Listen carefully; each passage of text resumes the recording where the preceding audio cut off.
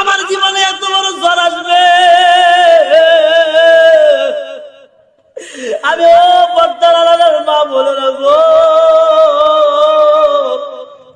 ও মাধবদীন নরসিংদী শাখার পাঁচ দোলার ভাইরা, ও যুবক বন্ধুরা রে,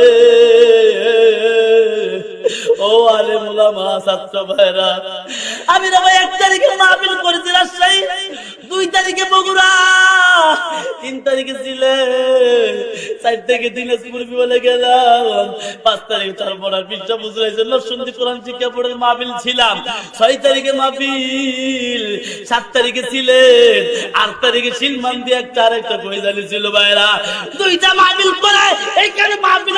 পর্দার আড়ালের মা বোনেরা, আপনাকে চিনে আমার জীবনে কত ঝড় বইয়া গেছে।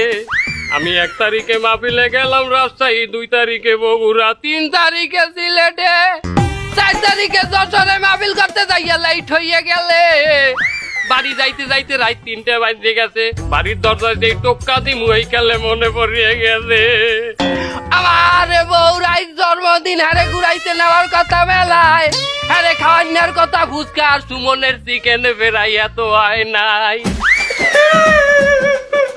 আরে কত সুন্দর চোখ দিয়ে পানি পড়ে।